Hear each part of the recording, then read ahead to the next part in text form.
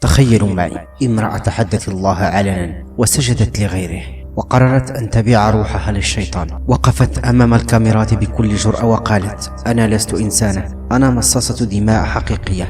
لسنا أمام أسطورة أو فيلم رعب، بل أمام قصة حقيقية ومرعبة لامرأة مكسيكية تدعى ماريا خوسي كريستينا، المعروفة عالميا بلقب المرأة مصاصة الدماء. ماريا لم تكن هكذا دائما، كانت فتاة جميلة درست القانون وأصبحت محامية ناجحة، لكن حياتها الزوجية تحولت إلى جحيم بسبب زوج عنيف حطم روحها. وبدل أن تلجأ إلى الله سلكت طريقا مظلما، طريق التمرد والشيطان. حولت جسدها إلى كابوس حي، وشوم تغطي أكثر من 98% من جسدها، لسان مشقوق كالأفاعي، أنياب حادة، قرون معدنية في جبينها، وثقوب لا تعد في وجهها وعينيها. الناس كانت تهرب منها، الأطفال يبكون عند رؤيتها، لكنها كانت تستمتع بالخوف.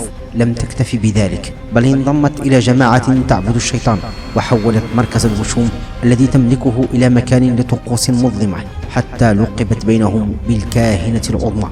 وفي قمة غرورها حين ظنت أن الشيطان يحميها جاء العقاب، فقدت أعز ما تملك، فقدت ابنتها الصغيرة في حادث مروع. انهارت ماريا واكتشفت متأخرة أن الشيطان لا يحمي أحدا. خسرت ابنتها، عملها، مكانتها، وحتى شكلها. حاولت التوبة والعودة للمجتمع، لكن الأبواب أغلقت في وجهها. العبرة واضحة: الشيطان لا يعطي، بل يأخذ كل شيء ثم يترك أتباعه محطمين. أما الطمأنينة الحقيقية فلا تكون إلا في ذكر الله، كما قال تعالى: لقد خلقنا الإنسان في أحسن تقويم. فما رأيكم أنتم؟ هل ترون أن الله منحها فرصة للتوبة؟ وما أكثر شيء صادم في قصتها؟ اكتبوا آراءكم في التعليقات، ولا تنسوا الإعجاب والاشتراك بالقناة. دمتم سالمين وفي حفظ الله ورعايته، وإلى قصة مشوقة أخرى بإذن الله.